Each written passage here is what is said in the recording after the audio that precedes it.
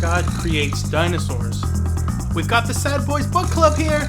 God kills dinosaurs. It's a Unix system. I know this. God creates man. Dusty and Daniel were so preoccupied with whether or not they could. Man creates podcasts. I'm simply saying that, but life finds a way. They didn't stop to think of they should. God kills man. You know, I had this Jurassic Park game when I was a kid for the computer. I always played as Rex Raptor, because who would not pick Rex Raptor? That's such a cool name, especially for a 6-year-old. And it was basically just mini games, and I don't know. It was a silly computer game for kids, and this doesn't have anything to do with anything other than it's Jurassic Park related. But yeah, I just got reminded of that. Grant hates computers. I played a Jurassic Park computer game when I was a kid. You know what? I'm pretty confident that I have the knowledge and skills that I could have out-granted Grant. They still make Jurassic Park games. There's one that's come out in the last couple of years. There's also the Telltale games. You know what? You should play the Telltale game and see how you do in that. See if you are the true Alan Grant. I've always wanted to play that. I have a friend that owns it, and I'm pretty sure I have access to his account so I could play it. I always wanted to play that. It looked fun. I heard it was very good. Maybe I will one day. I don't know. Maybe that could be a Sad Boy special episode. Yeah, stand aside, you cowboy boots and cowboy hat wearing strong man who digs up dinosaurs for a living and has survived death-defying things and is about to fight 3 raptors single-handedly. I've got this nerdy guy who has never been in a fist fight in his life. I will do it better.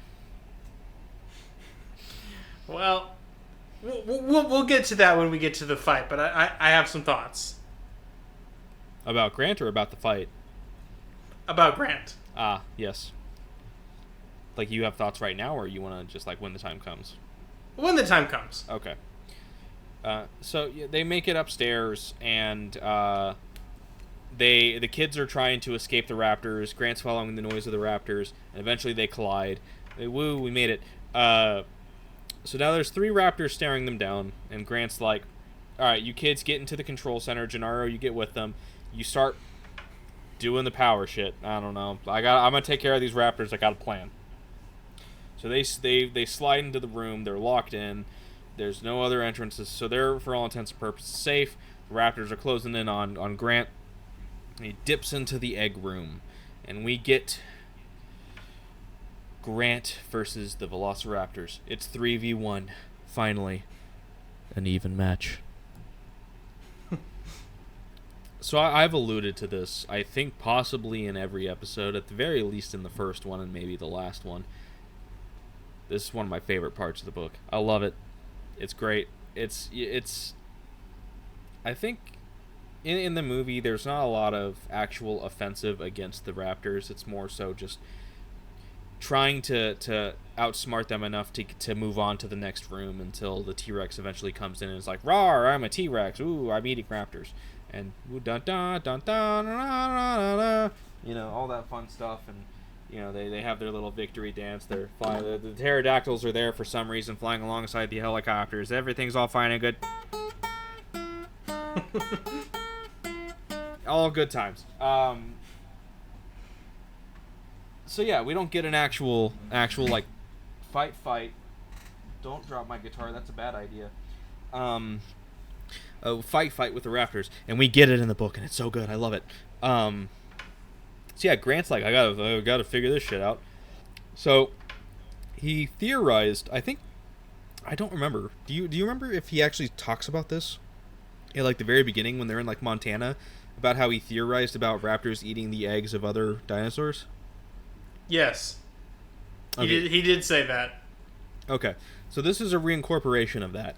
He gets there. They have also earlier in the book, Wu was talking about this toxin that they had in the lab when they were going through their tour of the lab. So he gets the toxin, and he starts injecting it into the eggs and rolling them towards the raptors as they're looking for him in the hatchery, The first one doesn't really do much. The second one doesn't really do much. The Raptors aren't really interested in it. So the third one, he's like, all right, I got to really make them try and get this. And he just slings it. And the Raptor's like, what's that? And he just chases after it, snaps onto it, bam, bam, it's consuming, licking its chops, being like, yummy, biological fluids. And then, I love this. He bends over to kind of like check the progress of the Raptor, and their eyes meet, and it's just like, oh, it's you. So it charges him. And it dies. It just falls. Well, it doesn't die yet, but it falls over. The poison is finally. The plan is the plan has worked. The Raptor is convulsing. It's making death noises. It's foaming at the mouth. The other two Raptors are like, dude, what? Bro, you're drunk, man. I told you. Like, you gotta wait until the afternoon to start drinking, man. What are you doing? This ain't what you're doing. And so it comes over, and I guess this Raptor just really is hungry and just doesn't care. So it takes a bite at the dying Raptor, which kind of snaps it out of its death revelry, and it bites the other one in the neck. And Grant's like, sweet, twofer. But then the other double kill. Yeah, basically. But then the other Raptor's like, no, slaps it away, like cuts it, just slices its guts open. And maybe this is the same one that ate Wu earlier. I don't know. Maybe there's a reoccurring pattern here. So, friendly fire is on for the Raptors. So, classic mistake on the Raptors queuing up in a friendly fire lobby. Yeah, right. I'm pretty confident that this Raptor might be named Caboose. So Grant injects another egg, slings it down, and the Caboose here just laps it straight up. Wham bam. Dead. Woo. Now it's a 1v1. I'm starting to think that the Raptors picked the wrong fight. So the second Raptor, as it was dying, it knocked over the table. All the eggs have scattered. He's like, well, there goes that plan. So he's got to think of something. So with one Raptor left and one syringe of poison left, got a little bit of ingenuity going on here. So Ellie's trying to raise him on the radio. He's like, hey, keep talking, talk, just talk. And he just slides the walkie-talkie, the radio, towards the Raptor, and she eventually starts talking, like calling out to him, like, hey, what? Can you hear me? And it distracts the Raptor enough to where its tail comes into his range, and he just reaches up and just injects this straight into the vein. Boom. Yay. Raptor dead? No. Kidding. Fooled you. What? You thought it was going to be this easy? Nope. Raptor turns and it starts attacking Grant, and he's like rolling out of the way. He's doing crazy spin moves and it's just dodging it, but that Raptor be poisoned.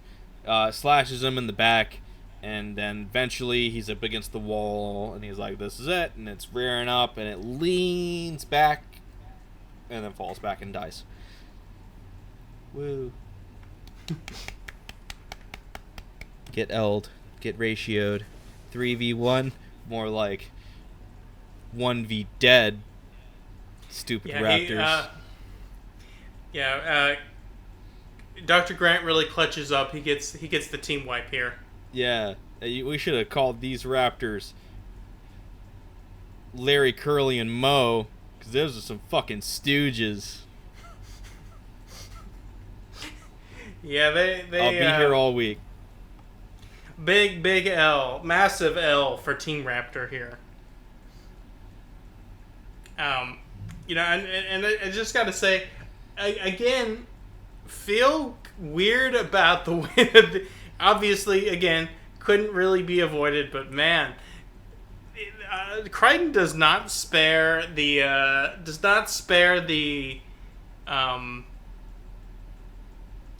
don't know. I get what I'm trying to say is Crichton gets with the way that these Raptors die is pretty bad. It's about as bad or worse than anybody else dies in the entire book. And yeah, that's life, man. Life doesn't care if you're a velociraptor or a human or a T-Rex. When you die, you die. I guess, but like, there's a difference between like a normal death and like poisoning death, because like they're foaming at the mouth, and it's like you gotta imagine that's a pretty grim way to go. Yeah, but at the same time, it's you know, we've been seeing the brutality of the dinosaurs, and it's almost been seen as this flip of the food chain, to where we now have these creatures that are far superior to us.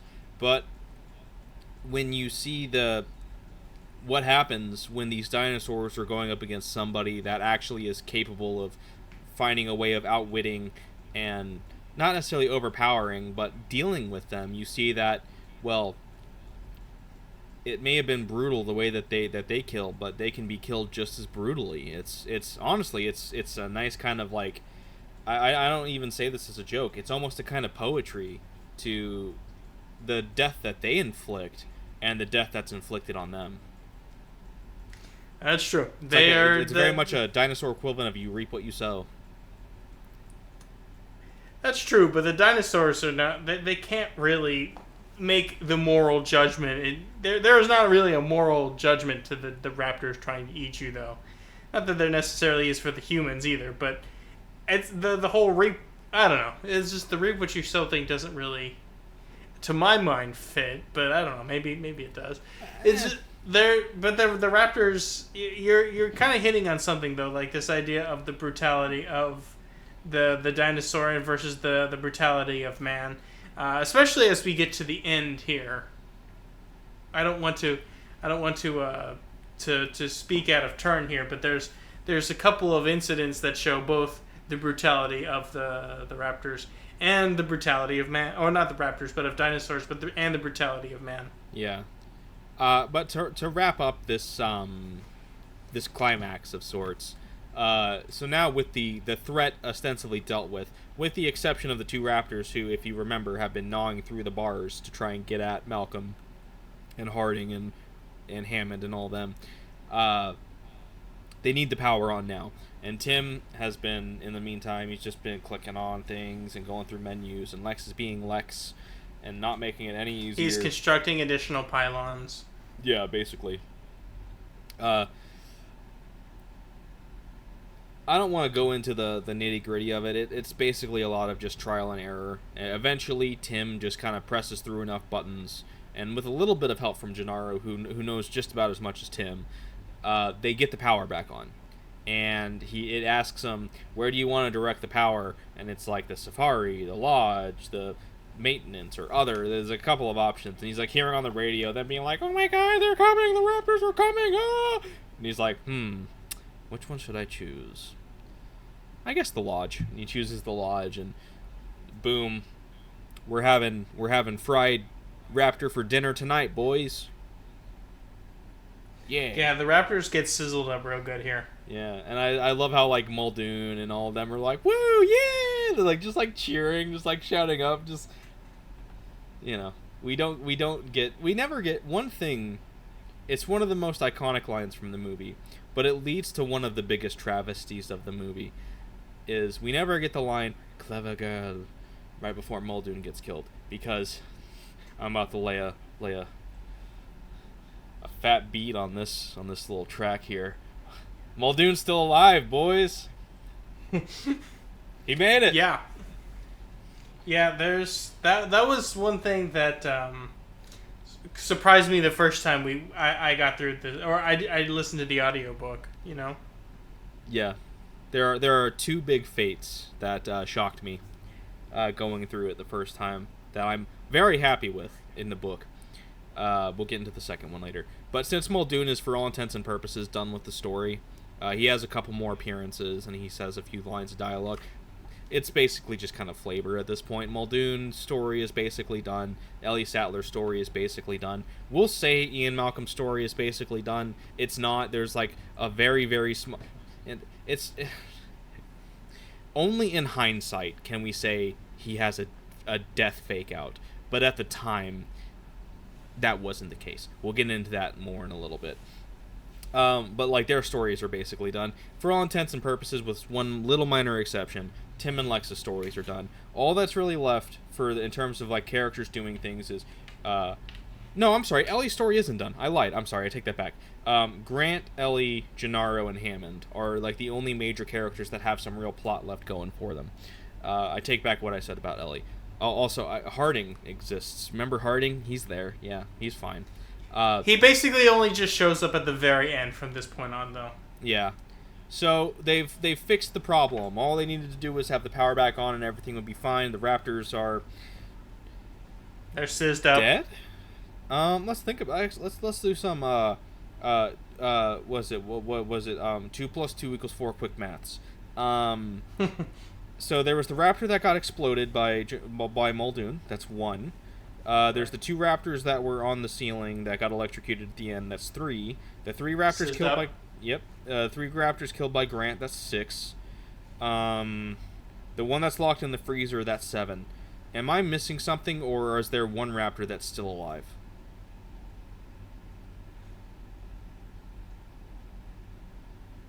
Because there's 8 raptors. That's a good point. That's a good point. That's only 7 of the 8 raptors accounted for. Maybe Gennaro did kill the raptor down there, or at least injured it enough to where it was essentially out of commission for the rest of the novel, for all intents and purposes. Or maybe he just got bored and let him go.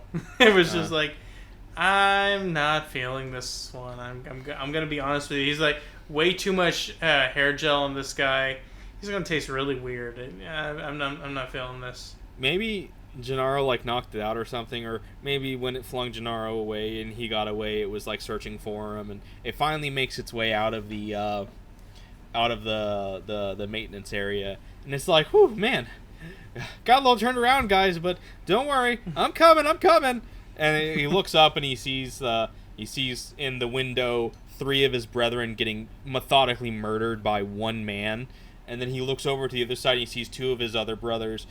They're all females. I'm sorry, sisters. Excuse me, but they do put a lot of masculine description, and I think they even call some of the raptors. Well, they call the T-Rexes he, but I think they call some of the raptors he as well. So excuse me, they're female. I apologize. She comes out. She sees her sisters being methodically taken out by one man. She looks over and she sees her 2 other sisters being electrocuted just brutally, and they're like, ah! Just, they're popping like popcorn. And she's getting showered in like little rainy popcorny raptor bits, and she's like, might want to not be a part of that, and just turns around and it's like, fuck it, I'm gonna go kill a hadrosaur or something. I don't know. Runs off. This ain't worth it. That raptor's name, Blue. It all connects. It's honestly the smartest raptor in the book. Yeah, she's like, fuck it, I'm going to the Mushroom Kingdom. So, threat averted, crisis averted, threat level noon. Problem solved. So they have the power on, and it's like, oh yeah, the boat. So they finally hail the boat, and Tim's trying to talk to the guy, and the guy's like, what is this, some sort of prank call? And Gennaro gets the phone. We don't have time for this, kid. Get out of here. Yeah, we're about to make landfall. We are busy people. So Gennaro takes the phone, and Tim pulls up the name of the captain, and he basically pulls some bullshit out of his ass, and he's just like, oh, under the U.S. Maritime or the Uniform Maritime Act, Section 509 of the code, I'm gonna have your badge on my desk if you don't turn your ass around right now, sir. And he's like, oh, I'm sorry, we're turning around now.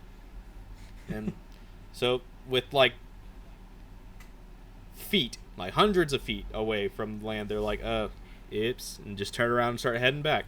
Which my first thought to that would be like, do you have enough fuel to do that? I don't know. Maybe, but it seems like an actual risk there. Yeah, I guess he did, but he didn't really protest, so I guess they had enough. Yeah, and honestly, I don't like throwing criticism at the book, but I'm going to right now. This subplot was pointless.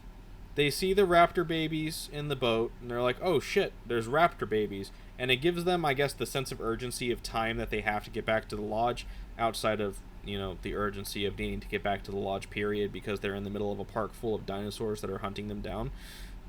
But, like, how that plot point wraps up is they're just like, hey, boat, turn around. The guy's like, no, and Gennaro's like, yes, and he's like, okay, so he turns around.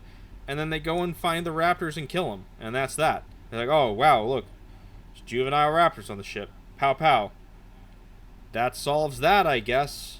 Like, I don't know. It feels like a very superfluous plot point to add, like, a sense of tension and the time needed for Grant and the kids to get back when there really didn't need to be one in the first place. Because, like, they needed to get back to the lodge either way. I don't know. I didn't mind it. It works. It worked for what it needed to, which is to create a reason for Grant and the kids to not just, like, bunker down and hide somewhere, and for things to blow over. However, if they would have bunkered down, they would have been more successful anyways, because they would have been able to catch them with, like, a phone or a radio or something, or the motion sensor camera sooner, and told them right out, like, before it would have even, the auxiliary power would have went out or anything.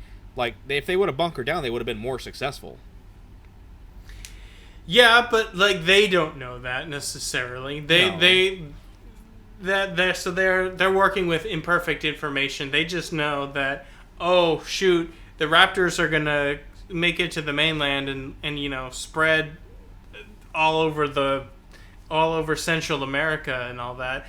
So that creates a situation, a tension why Grant needs to take these kids through all this crazy stuff, and why they don't just, like, stay at the Triceratops paddock or somewhere around there, There's something I want to say about this, and I'll wait until the end, because I'll need to wait until the end to talk about this. But it's one of those, like, it doesn't hurt the book by being in it, but I also feel like the book would have been not really any different if it wasn't in it. It's a plot point that's just kind of there just to be there, that gets wrapped up really neatly without there really being any real tension outside of the tension that has been created for it. I also kind of like it as a moment for Gennaro, as part of his redemption, his using his powers for good, as it were, Sure. So I like it for both of those perspectives. I like it because it gives, like, an interesting, like, ticking clock nature to the story, and allows it to kind of, like, build tension that way, and to kind of, like, orient us in time a little bit easier. And then also you kind of get the capstone moment for the Gennaro redemption arc. Yeah, and like I said, I don't think it hurts the story being in it, but I also feel like it's something you could have removed completely and nothing wholeheartedly would have changed. But it's just a nitpick I have, I guess, but nothing too major. Just something that it just kind of was like, all right, whatever. So now they're kind of in the damage control phase. Like they've solved the crisis. All imminent danger is gone. So now it's kind of the cleanup process. We now have to Hammond. Jesus Christ, man, John Hammond. What more can you even say about him? Like, Jesus, he's such a terrible character. He's a terrible person, right? He's a great character. He's a terrible person. He's just having his inner monologue. I mentioned earlier, we'll get to levels of cope. Here we go.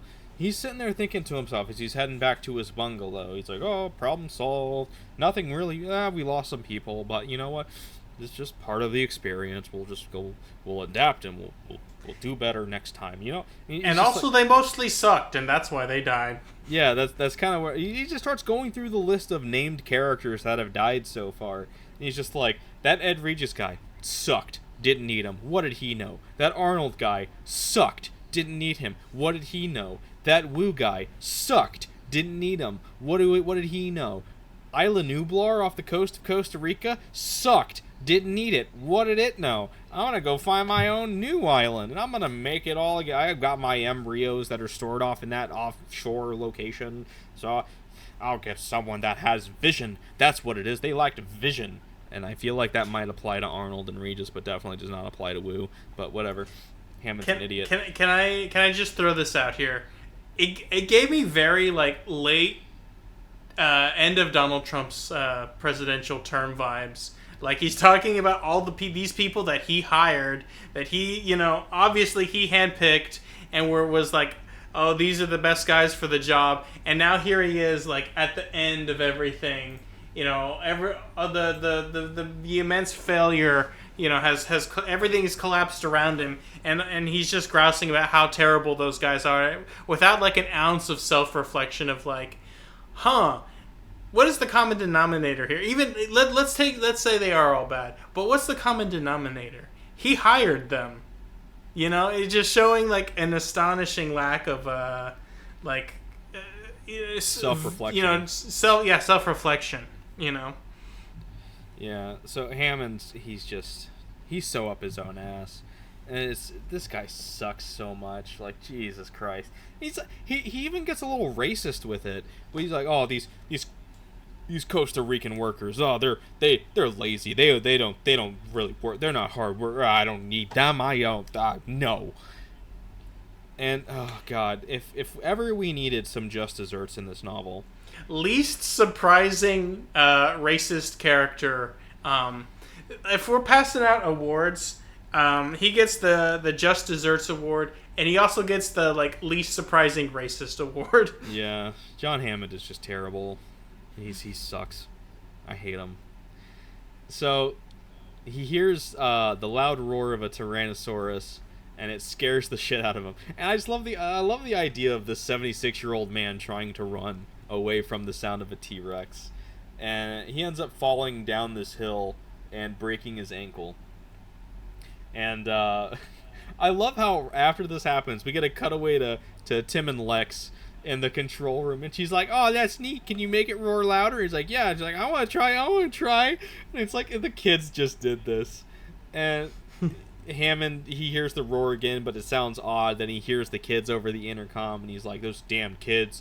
And once again, he's back to the similar kind of mindset. Oh, I don't even know why I bring them. Nobody wanted them here. Oh, I just thought Gennaro was supposed to look at those kids and be like, yeah, I won't shut down the park, but he's going to try and shut down the park anyways. Oh, they're stupid. I don't need them. Just find another thing to bitch about.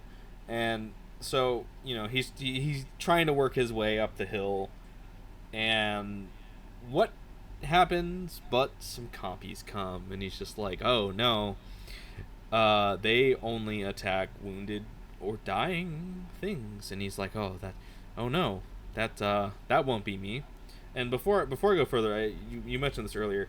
I feel like a really good analogy for John Hammond at this point in time is this is basically a meme at this point. This is a meme. That Simpsons bit with Principal Skinner, where he's like, have I lost the point of the times? Am I no longer like, I don't remember what the actual line is. I'm sorry. Basically, have I no longer? Am I so out of touch? Yeah. No, it's the kids that are wrong. Exactly. That's basically what Hammond's doing. He's so out of touch, but he's blaming everyone but himself. So yeah, he's basically Principal Skinner. I'm sorry, I fumbled that so hard. So thank you for picking up the ball and running with it. for some reason, I thought you were gonna talk about the steamed hams thing. Yeah. I don't know how steamed hams would come into Jurassic Park at this point, but well, I mean, maybe steamed Velociraptor hams. But yeah, so he's trying to climb up. The compies have come, and he's like, "Oh God, I'm crippled right now, and I'm essentially a prime thing." But he's like, "No, it won't be me." So he's trying to fight back, but it ends up not being any good. So then he gets bit by a couple of compies.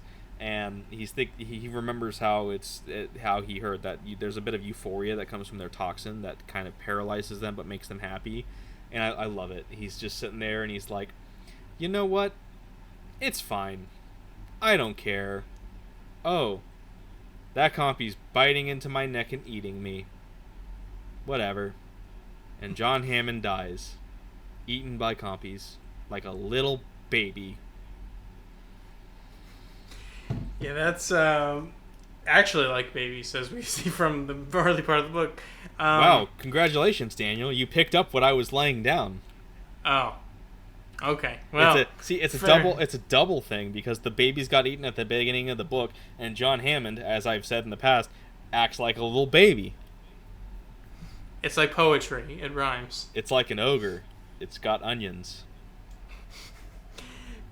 But yeah, that was it's with Hammond dying. I will say, at least, you know, it's unfortunate in the sense that he's passing away all peacefully. Meanwhile, all of the people that are and creatures, I'm throw that out there too. Everybody else who has died as a result of his manifold terrible decisions have died in pain and fear, and he's just kind of nodding off as the compies start to eat him. You know, honestly, I would argue that he has one of the more, not brutal, obviously not. If we wanted to go for like most brutal death in the book, I'd say that goes to either Nedry or Wu. But yeah, probably Nedry, honestly. I was going to say definitely Wu until I thought about it again. I was like, probably Nedry. I would lean more towards Nedry, but it definitely would be between one of those two. But I do think that Hammond's death has a more innate kind of terror to it, that he is essentially watching himself be eaten, and he can't do anything about it, and especially since it's against the smallest dinosaurs in the park, the weakest dinosaurs in the park, if you really want to go there. And it's so fitting. You have all these other characters that are victims of Hammond's arrogance, and they're dying in these brutal ways, and you have the big old mastermind, the whole dickhead behind the curtain, and he gets killed by compies. He gets killed the same way that babies got killed. And it's like, yeah, it's not as brutal. No, it's not. It's still brutal in its own way. It's basically vultures picking at his corpse. But it's so fitting for his character to die like a baby, to be as weak as a baby, to be as defenseless as those babies in Costa Rica, and die. It's don't get me wrong, the baby thing is absolutely tragic, and their blood is on his hands, and I'm not trying to say that. I'm not trying to paint the baby's deaths as anything less than tragic, but the fact that Hammond is, when it comes down to it, his death is no more than what happened to literal infants. He doesn't deserve the brutal, visceral deaths that he could have gotten from the other animals. He deserves to die pathetically. And that's how he dies. Well, that's actually a very interesting perspective on that. Yeah, John Hammond sucks ass, and he died sucking ass. And not in the good way. No. But yeah, well, you might be right. There is a certain we've been saying that Crichton is maybe not the most literary of authors that we've done, but what you've pointed out there is a very interesting thing, and actually, I think you're onto something with that. I think that was actually an interesting observation. And you know what makes it even funnier? What? If you want to kind of pull back and try and throw some like needless quote unquote blame onto it, John Hammond is, in a roundabout way, technically, but probably technically not, killed by Tim and Lex. Yeah, in an inadvertent way, very much so. And that just makes it hilarious. He got killed by the grandkids he tried to use as puppets to further his goals. Yeah, and in a very dumb way too. Yeah, it's well, great. Wait, but if we take it back another level, well, never mind. Yeah, you already mentioned that.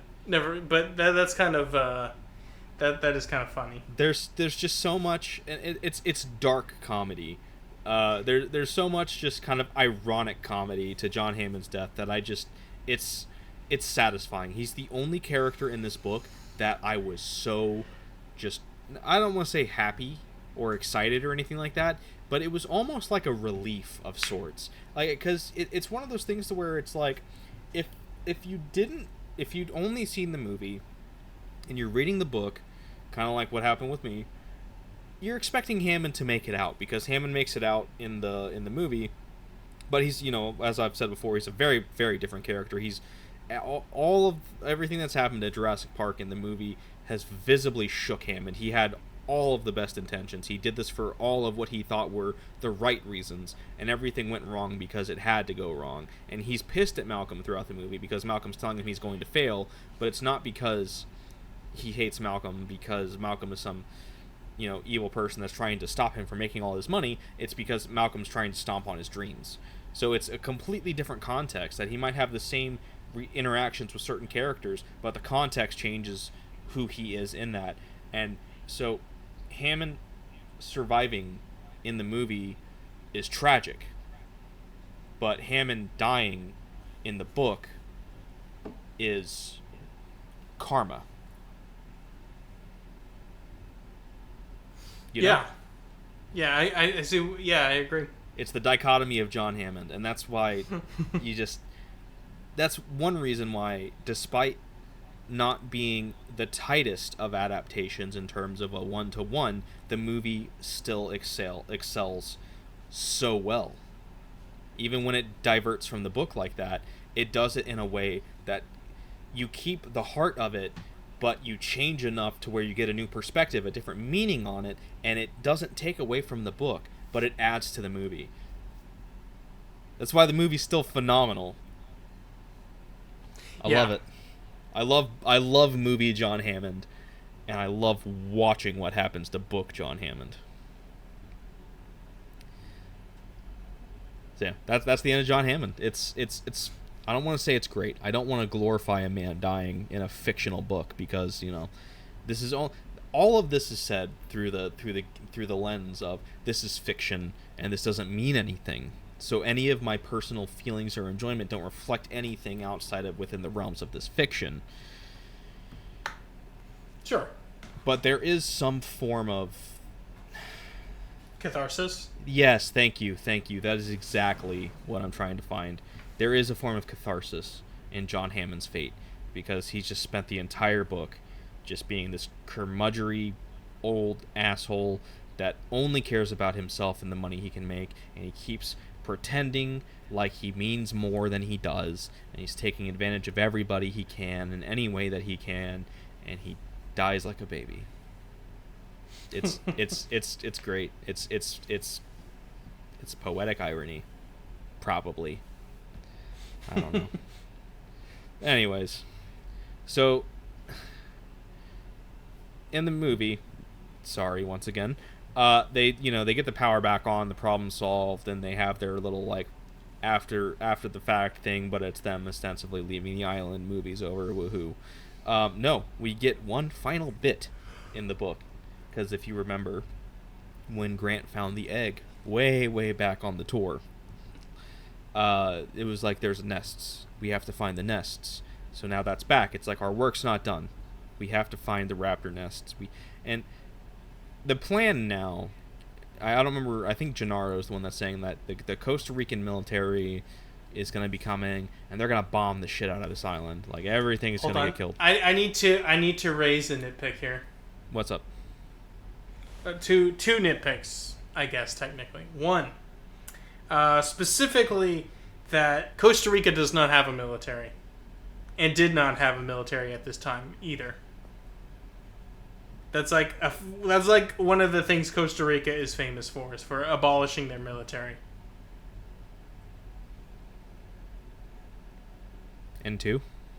And number two, I thought, for some reason I was expecting you to have thoughts about that. But anyway, number two, there is no way, there is zero way that the United States would not be the ones carrying out this, but you know that at least a few, like, with as much, especially the way at the time there was a lot of like U.S. special forces that were in Latin America that were doing all kinds of shady things.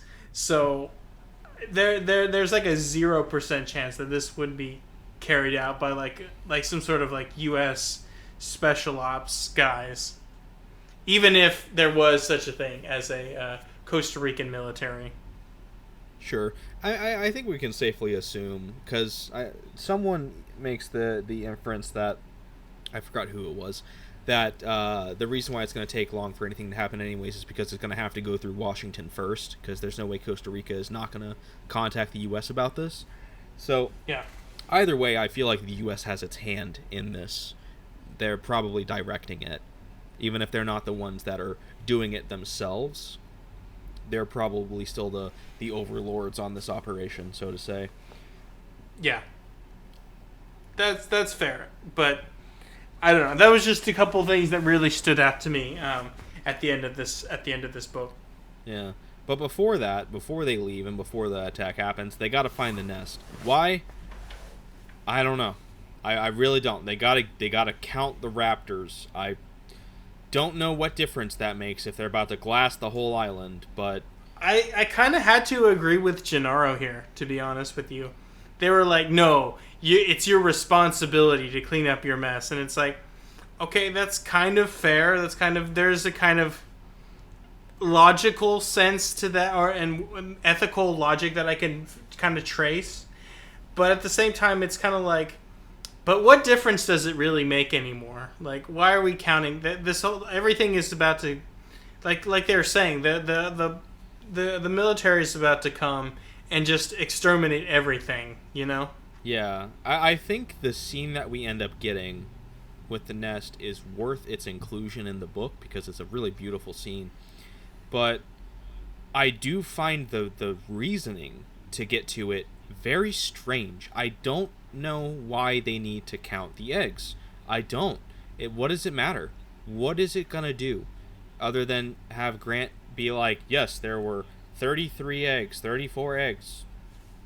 This is a part where I really have to come down on Grant. Because, like, as you were saying, I do agree with Gennaro, too, in this situation. Grant's like, oh, he's basically saying all this blood's on your hands. You didn't make these dinosaurs, but your money did. First off, no, it was the Japanese investors' money that did. But, like, his law firm, sure, they were, like, working with, and they helped create Engine and all of this, and yeah, they helped get the ball rolling, and they were enabling Hammond to do these things. But, like, they never knew the scope, and when they knew the scope, they sent Gennaro there specifically to shut it down. If you remember, granted, Grant doesn't know this, I understand, but the chapter where it's Gennaro having the meeting with the other people at the law firm, they're not telling him to find out if it's safe or not and whether or not they should shut it down. They're telling him to basically find proof to shut it down because they think it's a liability. Gennaro's the one who's like, we put a lot of money in this, let's see if we can save it, and they're like, no, let's shut it down. So yeah, I guess Gennaro's trying to find some way to, like, not, he's kind of in the sunken cost fallacy of it, but, like, the rest of the law firm's like, no, this is too much of a liability. We need to... And in fairness to Gennaro, that's also his arc, is coming to realize what a terrible situation this even is, and he moves over to team shut it all down pretty quickly. Yeah, and, like, I'm sorry, who has been basically side by side with Muldoon helping take shit down? Like, Gennaro. Yeah, he's been putting in the work. Like, I just really dislike Grant at this final juncture here, and even Muldoon a little bit, because Muldoon agrees with him and even, like, threatens to stun rod Gennaro later on. And it's like, they're putting so much blame on him where it should really solely be on Hammond. Yes, like I said, they kind of enabled Hammond to do this, but they never knew the scope. They never knew the full realization of it. Nobody really did until they landed on the island one day prior. Not even Gennaro knew that. And yeah, his thought process at the time was, wow, we can make a lot of money out of this, but he was also ready to pull the plug as soon as shit hit the fan. He was the one that was asking Malcolm the questions, trying to get more information from Malcolm about why it's not going to work. He was the one that was like constantly trying to get all of these perspectives so that he can see it for more than just Hammond being like, oh, they're stupid, it's fine. He was asking Arnold the same thing too, asking him about the Malcolm effect, but he was doing his due diligence. And when it came down to it, he put his life on the line multiple times. Even like for the kids, of his own will too. Yeah, and he might have been guilted into some of it, but I mean, there was when they were getting ready to go deal with the Raptors, Muldoon asked Gennaro if he wanted to come, and Gennaro's like, no, I really don't think I want to. And he's like, all right, fine, go to the lodge. But then Gennaro, he didn't guilt him into it. He was like, okay, go to the lodge with everyone else. But then Gennaro decides, actually, you know what? I don't know what I'm doing, but I'm gonna help you anyways. He's there may be some guilt tripping there, maybe not, probably not, I don't know. But Gennaro has chosen to come along every single time on his own, more or less of his own free will, with the exception of the nest bit. The nest bit is the only time he's been forced to it. And the fact that Muldoon is a part of this as well, this whole forceful thing, I think is just nuts. Because Muldoon has been the person that Gennaro has been going out of his way to help. He didn't need to go down into the maintenance shed to try and turn the power on when Arnold seemed to have failed, but he did on his own volition and almost died for it. Like, I just don't understand where Grant is coming off, sitting there putting all of this blame, putting all of this responsibility, putting all this blood on Gennaro's hands, being like, you are the cause of this. You are coming to help me count some raptors for some weird fucking reason that I can't explain. Yeah. It's and it's especially, like you said, it's especially weird for Muldoon to go along with this and be like, instead of pointing out all those things that you mentioned, is that he's basically been Muldoon's partner for the back half of this book. Yeah. And Gennaro's right. He's like, hey, they're coming to blow this place, like, they're gonna destroy it. They're taking care of it. And what, like, this is, he's like, you gotta take responsibility for this. And he's like, yeah, they're coming to destroy the island. We're letting them get rid of all of Hammond's work. We're not trying to save it. And Grant's like, no, you have to do this. And it's like, what does Gennaro do in the nest sequence? He gets scared, goes down with him into the nest, and stops Grant from accidentally killing Ellie. That's, I mean, granted, granted. That is important. Gennaro being there was important for Ellie's survival, but also, to be fair, that may not have even actually went that way with or without Gennaro. It's just kind of, it could have happened, it could not have happened. But all in all, Gennaro being there doesn't make a difference, because they, just to kind of go into the nest bit really quickly, and we can go more into the details of why it's a really beautiful scene in a minute, but I just really want to wrap up this Gennaro bit while I'm on it. They drive out to where Ellie thinks the nest might be based on the patterns of the raptors. They put the baby raptor that Grant knocked out with the tranquilizer, where he found the golf cart behind the waterfall. He brought that raptor with them. Sorry, there's a detail that might have forgotten. He put it in the cage when they got back to the lodge. But Lex got friendly with it. It liked her. They put a tracking collar on it. And it's also a chameleon. That's weird that a raptor is also a chameleon, but that's probably the amphibian DNA. That makes sense to me. And so they're following it, and it's like, yeah, it's in this kind of southern volcanic area where the raptor nest is. They find this hole that the raptor goes into. They lower a camera in there, and they can hear all the chittering of the raptors. And like, yep, this is it. They go down into the hole, and Muldoon forces Gennaro to go down in the hole with them. And they go down, and they find the nest. And that's where the nest is. So just to wrap up this Gennaro bit, it's just insane to me. This is such a weird moment for Grant, for him to just just suddenly turn on Gennaro in such a really dickheaded way and force him along to do this, what feels like a pointless side quest at this point, that put their lives in more danger just so Grant can get his fulfillment of being right about the nest and seeing the nest. I honestly, I'm wondering if this is a selfish, professional, and personal endeavor for Grant to have a chance of seeing a raptor nest in about as close of a natural environment as they can get in the modern world. You might be right. Because, I mean, I don't remember who says this to him. It might be Ellie says to Gennaro, when Grant goes into the hole, to the nest, this is something that he has spent his entire life, this is his lifelong dream, ostensibly. He has thought about this moment for his entire life, and she's like, is there something that you've ever felt this strongly about, that you've built your entire life up to? And he's like, no, there hasn't. And it makes it feel a little more of like a selfish act from Grant, that everyone else is just like, yeah, sure, absolutely. And then Gennaro's the only person that's like, but the bombs are coming. We should be more concerned about the bombs. And they're like, no, nest. Now, nest. I gotta say, justice for Gennaro. This is we're not just raptor pilled here. We're Gennaro pilled now.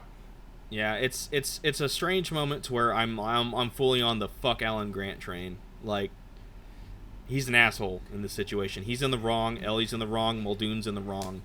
They are wrong. He has 3 really weird moments.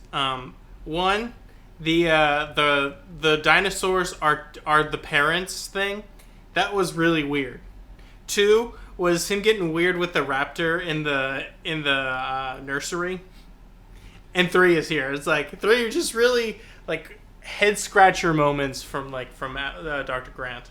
Yeah, I still think he's one of the best characters in the book, and I don't want to take away from that. But it's such a weird thing to happen right here at the end of the book. Just this absolute dickheaded thing that happens. But yeah, I'm fully behind Gennaro at this point. He's redeemed himself. He's probably gonna go home and still be that skeezy lawyer who doesn't go to his daughter's birthday or his son's birthday. I don't remember. I think you said it was his daughter whenever I said it. I think you corrected me to daughter. Okay, I don't remember at this point, but he'll probably also miss his next daughter's birthday, and he'll be doing skeezy things at his law firm. But you know what? He showed what kind of person he is under pressure and in a dangerous, life-threatening environment over these 2 days at Jurassic Park. So for that, I've got respect for Gennaro. I've got respect for Muldoon and Grant and Ellie and Malcolm as well. But for someone, it's expected for those characters. These are the quote-unquote heroes of the novel. But I'm not trying to sound like some sort of contrarian or throwing out these like crazy, weird ideas that just to be different. I do think Gennaro is the unsung hero of Jurassic Park. He's not the main hero. I mean, Grant just 1v3'd raptors and saved the kids from a T-Rex. That's pretty big. Muldoon did Muldoon things and is the coolest fucking character in this book. Like, you can't understate these characters and their importance, but if you look at Gennaro's role in this book, at first he's just the scuzzy lawyer that's just there to also make money with Hammond, but he it's the little things. He plays pickle with Lex while they're at one of the, I think it's the Triceratops, or no, the six Stegosaurus or whatever.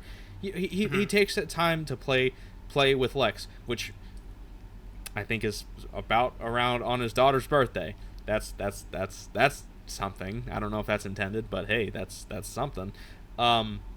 He chooses to stay with Ellie and Harding with the 6 Stegosaurus and works with them to see like what's going on with that deal. He goes with Muldoon every single opportunity he can, and is one of the reasons why Muldoon survives this book. Let's not mince words here. Muldoon dies in the movie because Gennaro got eaten on the toilet. He got Ed Regis. Justice for Gennaro, Steven Spielberg. You Ed Regis Gennaro. When you gotta go, you gotta go. Don't Ed Regis my Gennaro. Exactly. It's a crime. It's the biggest crime that Steven Spielberg has ever committed. So yeah, Muldoon died because he didn't have his Gennaro by his side. And also he stopped the raptor infestation of Central America by getting on the radio and using the right lingo to dissuade the I guess the captain from disembarking the boat. I'm gonna give you that one, but I'm gonna just end that with a well and move on. Well, as far as they know at the point of the book. So yeah, I think Gennaro is one of the unsung heroes of Jurassic Park. He's not gonna overcome Grant and Muldoon. Don't get me wrong. Grant and Muldoon are still the people that put this crisis on their back and brought it across the finish line. But every quarterback needs a very strong offensive line. And Gennaro was the offensive line. I'm trying to keep this football analogy to make sense. Grant was the quarterback and Muldoon was the receiver, and they made it to the end zone, but Gennaro was that offensive line. If that makes sense. That probably is ridiculously stupid, but that's par for the course for this episode. Well, it makes sense within the context of him, essentially protecting Muldoon. Yeah, so maybe Muldoon's the quarterback in this scenario, and Grant is the receiver. I don't know. Point being, yeah, Gennaro is such a great character. I love him. He is one of my favorite characters in this book. He's so throwaway in the movie because he takes the place of Ed Regis. But in the book, he is one of the best characters. He has a great character arc. Your expectation of him, especially if you've seen the movie first, gets completely flipped. And by the end of the book, if you don't like Gennaro, and if you're agreeing with Grant on the nest thing, fuck you. You're wrong. Oh. Gennaro rocks. Strong words. I mean him, dude. Justice. In conclusion, justice for Gennaro. Yeah. So anyways, the nest. They're down in the nest. There's a bunch. It's a colony of raptors. It's insane. Grant ends up counting about really 34. Cool. It gives me alien vibes a little bit, but in a cute way. Yeah. As we will probably get to. I was just about to say it reminded me, but not quite as terrifyingly, though still absolutely terrifying, as that scene from Alien Isolation when you go down into what's like the engine rooms or whatever, and you just see the colony of aliens. After you thought that you just killed the one alien that's been stalking you for the entire game up to that point, and you see that there's actually hundreds, and you're just like, holy shit. We're talking about one of the greatest reveals in a horror game. Like, holy shit, dude. That scene, you and I, we played this together, you and I. You'd already played it. You were basically sitting with me as I was playing through it the first time, and that moment for me was the best part of that game, in my opinion. It was, as I say, it's when we went from alien to aliens in that game, and it handles it so well. And it reminds me of that, except nowhere near as threatening. But they've come packed with some gas masks and some nerve gas grenades that Tim found in some unmarked storage unit that Arnold might or might not have known about, but probably not. But Hammond definitely knew about. And it had these nerve weapons in it. So they have the gas masks, they have these grenades just in case, and they're down there they're just watching they're watching the herd. They're trying to like keep track of their social patterns. And something they notice is that every now and then something will happen, and they'll all stand in a line and look the same, like one of two directions that are opposites. And so Gennaro's like, oh, wow, I never thought I'd need to use this, but this watch my wife got me for my birthday has a compass on it. And he's looking, and it's like, yeah, they're looking either, I think it's northwest or southeast, or it's northeast and southwest. It's one of those two. Forgive me. But they're looking either, I'm gonna say northeast, southwest. If I'm wrong, excuse me. So they're all looking either to the northeast or to the southwest. So they're looking in a straight line in two opposite directions every single time this happens. And they're like, that's strange, and they're trying to figure out what's going on with that. And something happens, and it causes all the raptors to dash out of the cavern, and they follow them, and it takes them out to the beach. And all the raptors are standing there looking out past the beach. And Grant has this epiphany to it of why they're doing this, because he's reminded of like birds doing this, and he has the realization that it's not that the raptors are wanting to leave the island, it's that they're wanting to migrate. And it's a really beautiful scene. The entire nest sequence is fantastic. I love it. Once again, it's not the inclusion in the book that I have issue with. It's the reason for it being in the book that I have the issue with. There could have been. I think this is Grant trying to fulfill some personal thing. I'm glad it's in the book because it's such a beautiful sequence, as I said, and it's right here. This happened. All of this happens in the final 15 pages of the book. It happens really quick. But yeah, the issues with the whole thing in Gennaro aside, it is a really beautiful scene. They're staring at these raptors who don't really pay any attention to them. It's them ostensibly being David Attenborough watching these creatures in their quote-unquote natural habitat. And Grant has the realization that they're like birds. They have that innate instinct of migration, and they're staring out on the beach into the distance with that willful want, that instinctual need to migrate, but they can't do it because they're trapped on this island. And it's honestly tragic, especially since you know what's coming for them, their fate. It's tragic. It's kind of made a little more tragic because here, because the way that they show them when they're not attacking people, obviously, or they show their sort of life in the nest. And honestly, like I said when I was saying alien isolation but kind of cute, I meant that they were, if you read these descriptions, they're very cute. These little, they're running around, the juveniles are running around and playing with each other, and the adults are caring for the young. And also there's this one, let me find it here. At that moment, a juvenile raptor came up to Ellie and rubbed his head against her leg. She looked down and saw the leather collar with the black box. It was damp in one place, and it had chafed the skin of the young animal's neck. The juvenile whimpered. In the big room, one of the adults turned curiously towards the sound, and then she asked, "Can I take it off? Should we take it off?" And then they agree to do it. And then it says.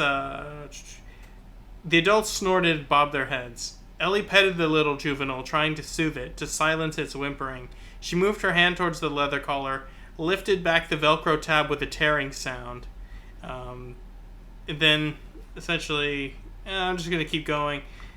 That's when the grenade incident was. Anyway, the point is, the raptor is very cute. It's asking her for help.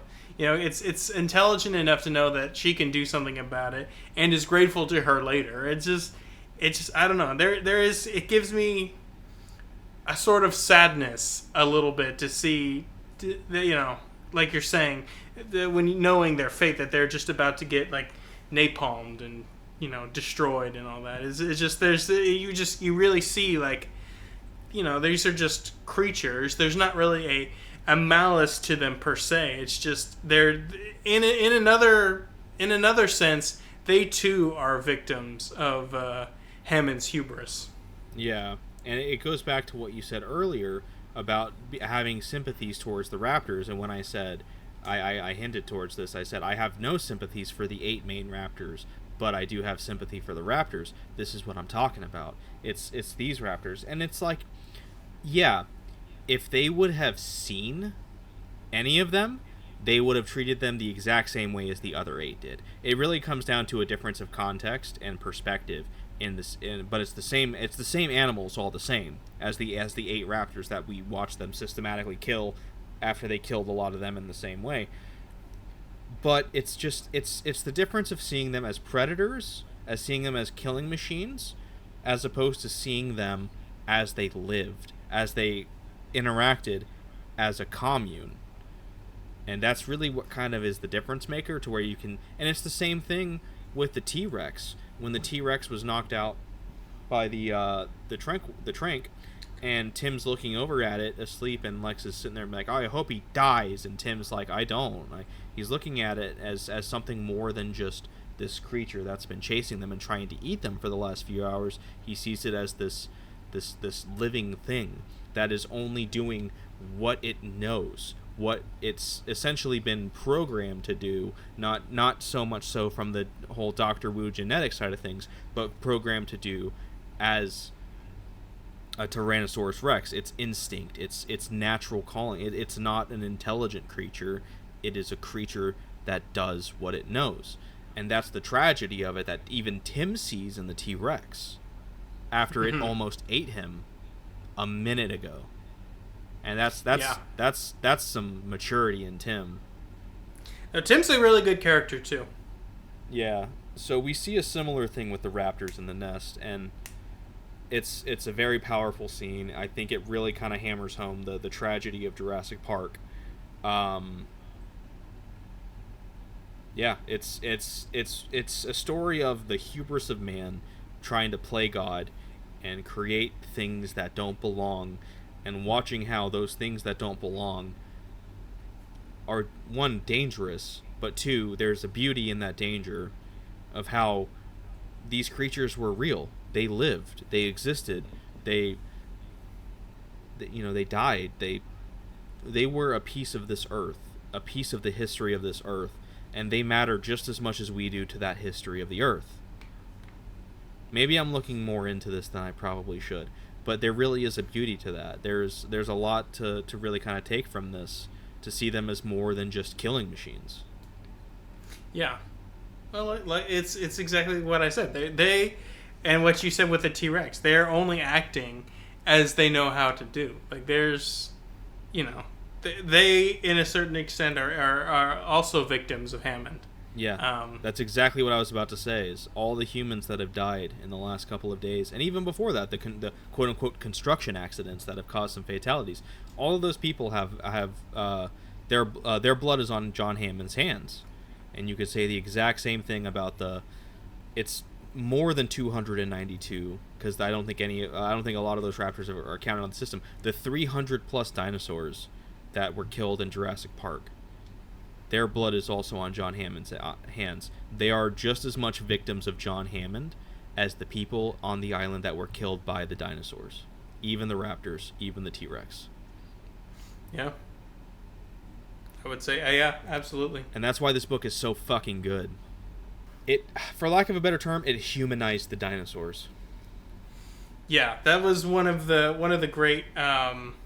you were talking about Crichton as a character, or writing characters, and I think like that's something that we've talked about earlier, but I just want to like link those two ideas. Is like, his strength is writing characters.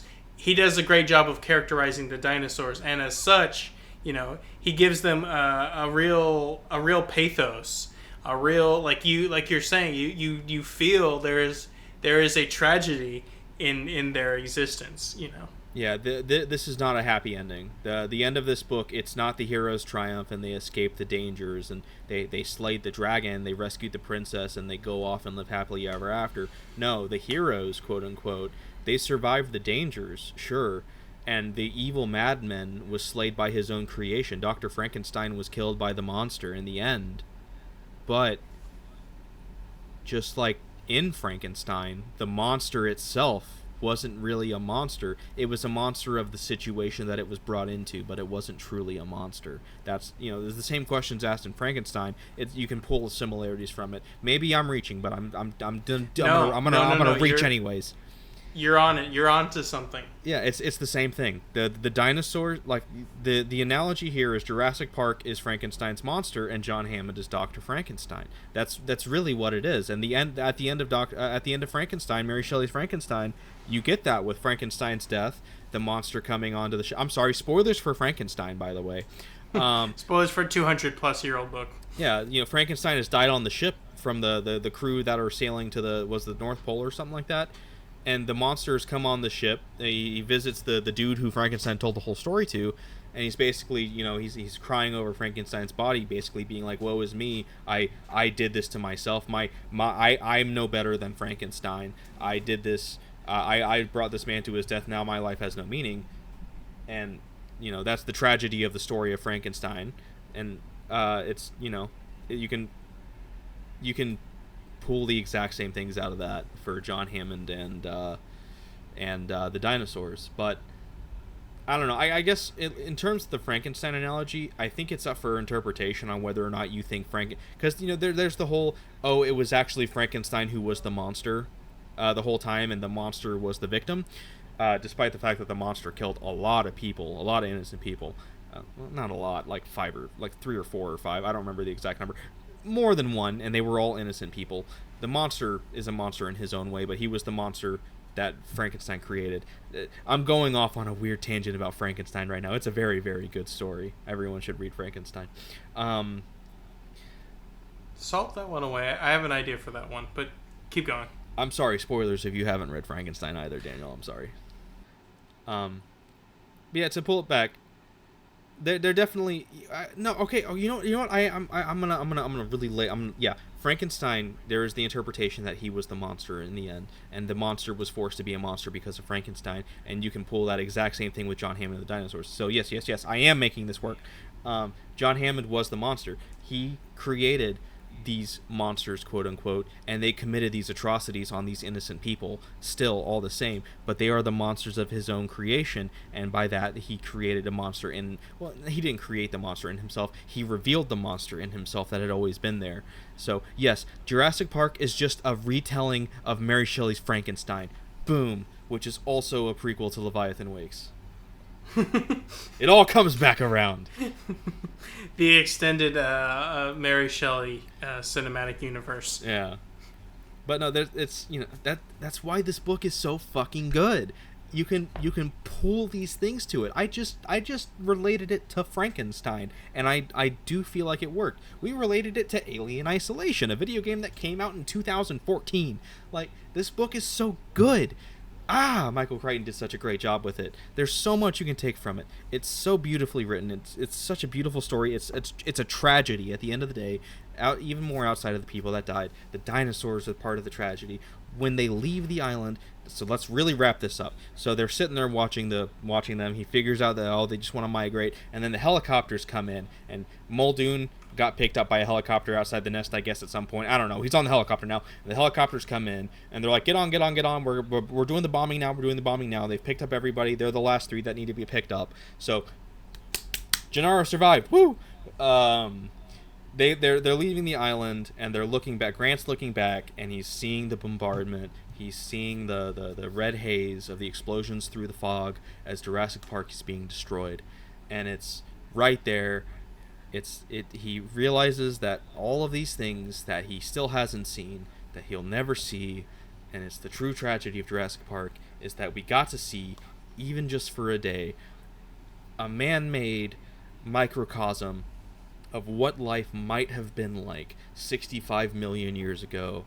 And just like that, just as easily as those creatures were made, they were destroyed by man. And that's the tragedy of Jurassic Park, and it's so fucking good. I love this book. That's not the end. We just have the epilogue now, where it's basically everyone's been held. I guess they recovered Hammond's body. Muldoon, they ask about Malcolm, and Muldoon shakes his head because he asks, "Oh, they got Harding. Yeah, they get Malcolm. Is Malcolm fine?" Muldoon shakes his head. So Malcolm, quote unquote, dies. Malcolm technically dies in this book. But because of, I guess, the popularity of his character in the film, because Jeff Goldblum fucking rules, and because Spielberg wanted to make another movie, and Crichton had to write The Lost World to go tie in with the movie, and he wanted to bring in Jeff Goldblum again to be the main character of The Lost World, Michael Crichton had to retcon Ian Malcolm's death in the book, which I feel like there are some ways you can get it. It's done in such a way. Like, all Grant does is ask him about Malcolm, and all Muldoon does is shake his head. And the only other mention we get is in the epilogue. Grant mentions that they won't even let them bury the corpses of Hammond and Malcolm, and that's all we really get. I just want to throw out here. Do you want to know how Ian Malcolm survived? Chaos. Because life finds a way. Yeah, so I don't think it's too crazy. You had to make it. You had to make it fit somewhere. Yeah. I don't think it's too crazy to believe that Muldoon thought that Malcolm was dead because he was told that because Malcolm's been in a coma at this point. He slips into a coma, so them thinking that they're taking a corpse as opposed to someone in a coma is not that crazy to think of. Them telling Muldoon that they thought he was a corpse is not that crazy. So Muldoon telling Grant that he's dead when he's not is not that crazy. And Grant sitting there they're being held at ostensibly a hotel because the U.S. has taken control of the situation and they're not letting them leave because they're trying to get to the bottom of what happened. Grant's being interrogated about his ties to Hammond, and they're all essentially trapped there. The kids are probably going to get sent home because they're just kids and they really don't. They were just puppets of Hammond's. They don't really have anything to do with this. So the kids will probably get sent back. We meet back up with good old Marty Gutierrez, the guy that discovered the compy, or not discovered, but the guy that did that sent it off to New York or Boston or where. I think it was Boston. I don't remember the place at the beginning with the chick whose name I've also forgotten again, who calls up Dr. Grant. She's like, "Yo, whose kid drew the dinosaur?" Anyways, Marty comes up to Grant and he's just like, "Hey, I'm Gutierrez," and Grant's like, "You're the guy that with the compy," and he's like, "Yup," and he's like, "Can we leave?" And he's like, "Nope, we're all trapped here." The end. There's more to it than that, but it's really not super. Daniel, if you want to get into it, that's fine. I by all means. But to wrap up that's basically it. It's like they know there's they're just kind of imply that there's a lot of red tape. Red tape and a lot of confusion about what happened, and it kind of like not exactly like they're not like explicit about it, but it kind of like seeds like this idea like yes, they wiped out the dinosaurs, but the known compy, you know, they tracked I don't remember exactly how, but they tracked like a group of the compies. They migrated from the shore, like the area where they had been active, and into the forests and the jungles, and they cannot find him, and they are certain that they will not be able to. So it's essentially the beginning of, from a certain standpoint, a certain ecological disaster. Well, here's my question: was he talking about the compies? Because he mentioned that there were trackings of things that they couldn't really know moving southwest, which, if you remember, is the direction that the raptors were facing in the nest. So that is a very, very good point that I didn't even think about. That I didn't connect until this moment. My take was that it's raptors that were migrating. So take this. I think you're exactly correct. Take this how you will. Maybe there's a small amount of a happy ending here that some piece of the raptors got to survive. This is a morbid happy ending. Some piece of the raptors actually survived Jurassic Park because they got off the island before. And they're now fulfilling that instinctual need of the pack that died on Jurassic Park and are getting that migration. They are fulfilling that instinctual need that none of the others got to live to do. And if that's what it is, that's a very happy ending for the raptors. That's a very not happy ending for anybody in the area, because they're going to get killed by some raptors that they may not be able to control, and that as you said, might become an ecological disaster. But in the beauty of the nest, we might possibly get an equally beautiful, if not terrifying, ending for that with the raptors that have now possibly been migrating southwest. Yeah. Or southeast, whichever one it ended up being. I don't remember. That's a good point. I didn't even think about that. Yeah. So that was my take. It wasn't the compies. It was actually some raptors that actually did get off the island.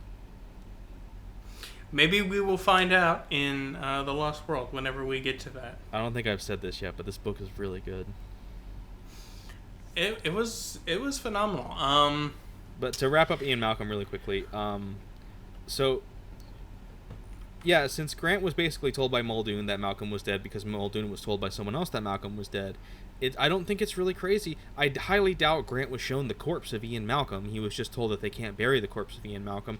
It wouldn't surprise me at all if whoever was running this didn't really think it was pertinent to tell Grant that Malcolm actually is alive, is in a coma still, and is being medically treated, because it's not really important, because that's not really what they're there for. They just want Grant for his information on Hammond. So it is a retcon.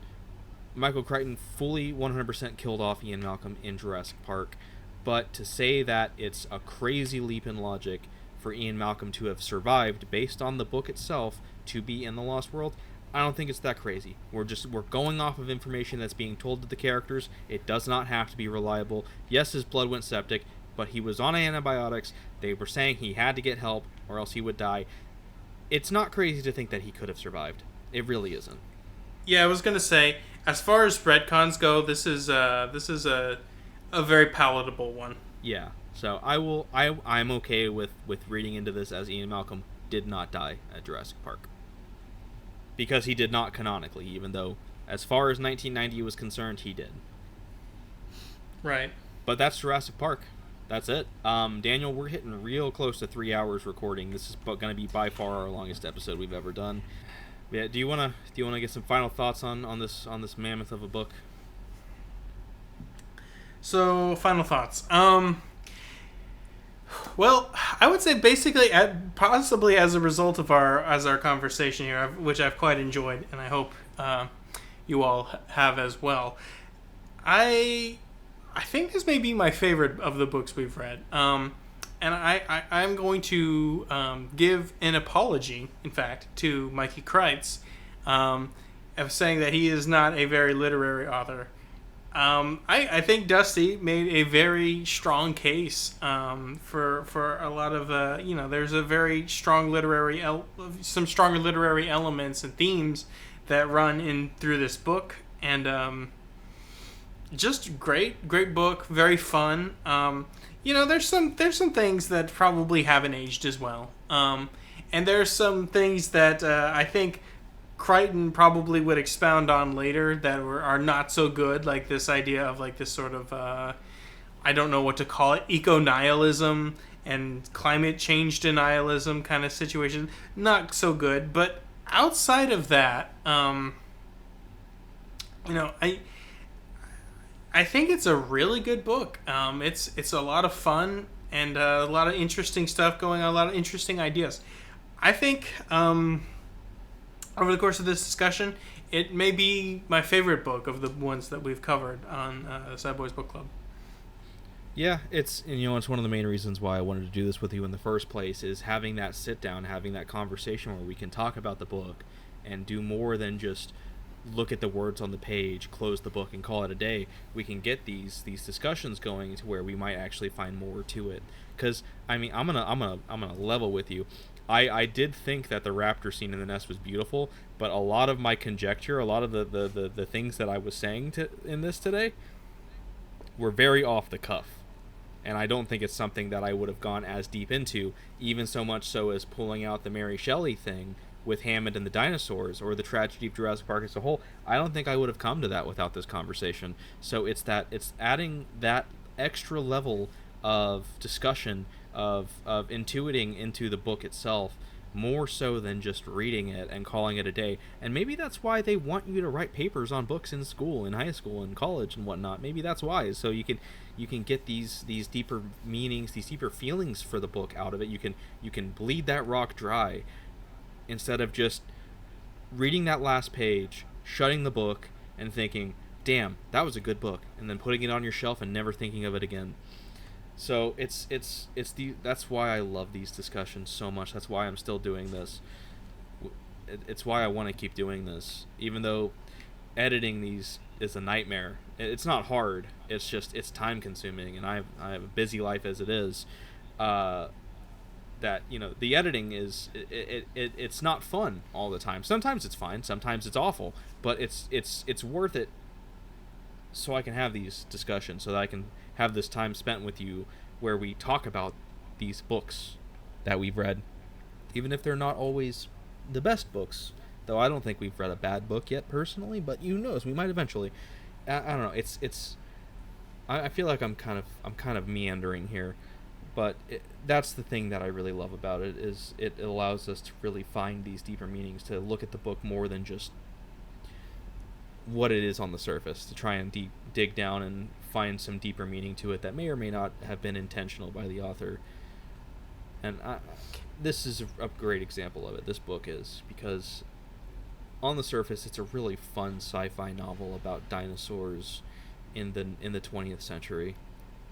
But looking at it more, we find these like deeper meanings to it that, once again, may or may not have been author intended, but it's I don't think that matters. I don't think the author's intention truly matters once the book has been written, once the book has been published.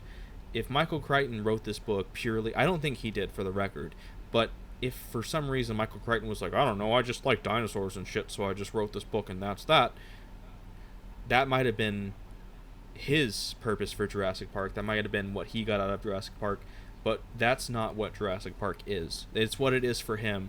But what Jurassic Park is for Michael Crichton, what Jurassic Park is for you, what Jurassic Park was for Steven Spielberg, or whatever, those are all just as legitimate as what Jurassic Park was for me, even if there's differing takeaways from it.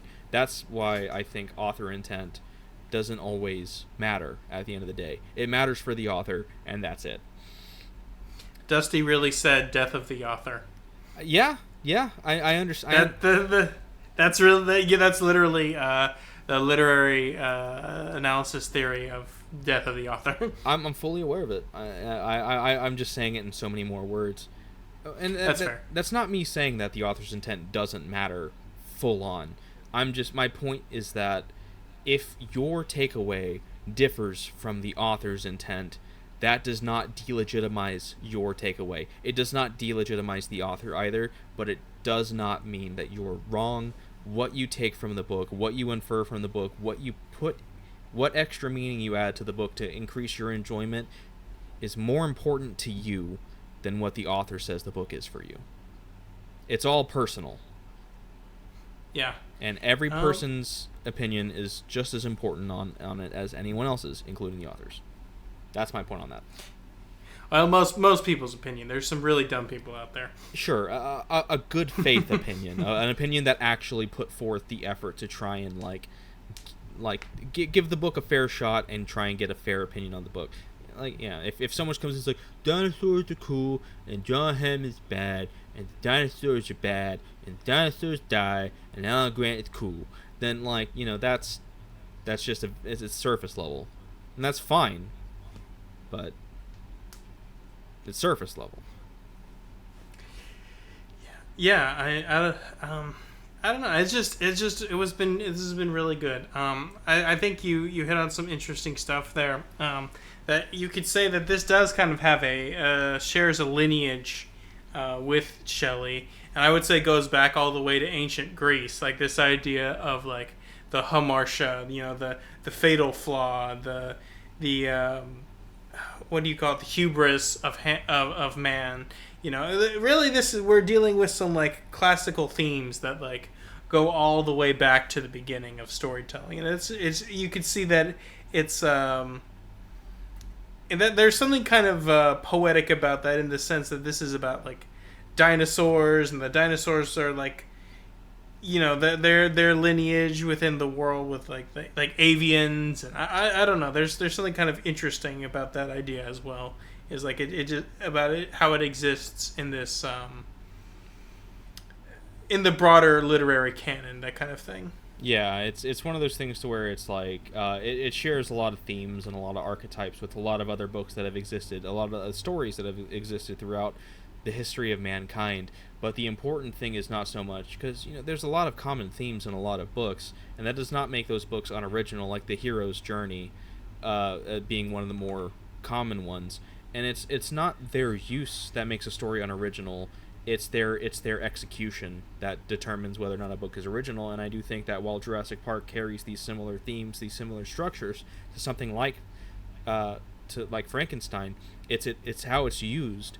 It's how the characters interact in this world, how these themes are personified, how they are explained, how everything moves, that's what makes it original. And that's why we can draw these parallels and have an equal appreciation for both works and see them both as, like, this is not a plagiarism of anything. Certainly not. Rather, it's not a plagiarism of the things that I've used. For all I know, Michael Crichton stole it. I don't think he did, but this could have been a plagiarism, but not from anything that I'm saying. Yeah, but it's just, I don't know. I agree. I think it's a surprisingly beautiful work. I think a lot of times, maybe not entirely unfairly, there's kind of a certain bias against like sci-fi and that kind of stuff. But I think this book in particular, among others, I'm sure, obviously, but like since we're talking about this book has it shows a real, there's a lot of beauty and meaning to be gleaned from this book that may not be readily apparent, if you're just thinking about these things just in, but without really reflecting on them. Yeah. So I guess to stop talking about literary politics surrounding the book and more about the book itself, yeah, I love this book. It's one of my all-time favorites. I loved it the first time I listened to the audiobook. And I loved it again, arguably, not even arguably, absolutely more so than I did the first time when I listened to the audiobook. It's a great book. It's you can get so much out of it, and it's more than just man created dinosaurs and man destroyed dinosaurs after dinosaurs destroyed some men. It's more than that. So I don't know. I adore this book. Because I have to say it, I feel like I this is basically what I'm good for at this point. I still think I like Leviathan Wakes more, because everything has to go back to Leviathan Wakes for me. Because I guess that's my 10 out of 10 gold standard for the podcast now. So yeah, I would technically be giving this book a 9 out of 10 for me. It's not perfect, though neither was Leviathan Wakes, despite me giving it a 10 out of 10. It's not perfect, but it excels so well at what it does that it not being perfect is more of a boon for it than a hindrance. And I don't like doing half percents. I don't like doing, obviously I'm not using a scale of 100, so I'm not going to give it like a 94 or a 97 or a 92. I don't like those metrics because how do you quantify that? It's just, for me, it's just a strange thing. But if I had to really, really try and dig down deep into the nitty-gritty of where does it rank on the scale of a 9? I would say it's closer to a 10 than it is to an 8. It's definitely in between a 9 and a 10, but I don't like doing that. Like I said, once again, it's how do you quantify that? So I'm going to stick to a 9 with it, but it really is closer to a 10, but not enough for me to push it over that line. If we're doing the rounding thing, you're holding a balloon, you let go of all 5 fingers, the balloon leaves your hand, so you round up instead of rounding down. I don't know if any other kid got that for the rounding lesson in like first grade. I haven't released all fingers from the balloon yet to give it that 10. But yeah, so it's a 9 out of 10 for me. I love this book. Everyone should read this book. Everyone should read Mary Shelley's Frankenstein. Even if you can't get past the language of it, because it's an old book and the language of it is very strange and very of its time, of the 19th century. It's an important book. It's a very important piece of literature. It's a very important piece of women's history and literature. Everyone should read Mary Shelley's Frankenstein. Everybody should read Michael Crichton's Jurassic Park. Yeah. I think objectively speaking... Well, no, I can't say that objectively. That's such a bold claim to make. Based on my personal opinion of the books that we've read, despite Leviathan Wakes being my favorite book that we've read so far on this, I would say as of now, I think Jurassic Park is the best book we've read. Even though it's not my favorite, it's in very, very easy second, very close second. I do think Jurassic Park is the best book we've read on this. Wow. That's big claim. The only thing I would think would come close would be, honestly, The Road. My personal enjoyment of Leviathan Wakes is because it really hits that niche for me. It just really checks off all those boxes for what I love in a story.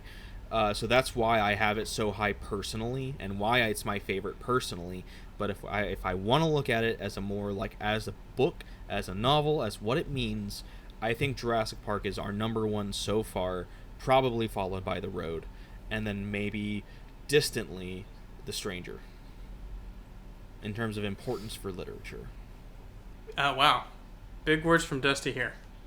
Yeah. I don't know. I mean, I feel like the last hour here, the last hour we've spent doing this is long. This is a long video.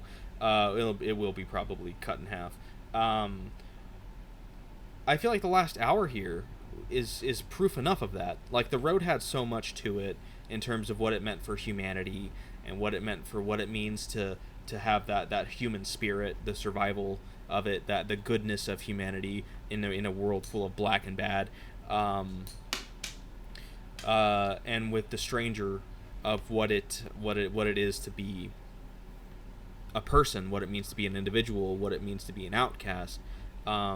Which, by the way, Daniel, I've talked to you about about a little bit of this, and the new Avenged Sevenfold album that I've shown you a little bit of. The lead single on it, Nobody, is inspired by The Stranger. Fun fact. I need to check that out then. Interesting that continues to inspire a lot of music. Yeah. So yeah, I feel like for literary importance, I feel like a professor or somebody that's more learned than I would probably scoff at me saying Jurassic Park is more important to literature than The Stranger or The Road. And you know what? They're probably right. I'm just going off of what I know. And I don't know. I think the beauty of Jurassic Park, even if it is a story about dinosaurs, for me personally, transcends the spirit of The Road or the inhumanity of The Stranger. That's just my opinion. House of Leaves is just fucking weird. I'll just say, like you said, you're with your what you were talking about with like the idea of the death of the author. I guess there is a certain truth to that in the sense of like it may be to you this is more meaningful, and who's to say that's wrong, I suppose. Yeah, that's why I changed it from saying I can't say this objectively, because there's no way for me to actually put such a bold claim on that. So I do not mean this objectively. I mean this as subjectively as I can through my perspective of important literature. The dinosaur book's good. Read it. Dino's good. Justice for Gennaro. Take the raptor pill. Yep. And that'll do it for Sad Boys Book Club, everybody. Yeah, the T-Rex reminds me of the parents I never had.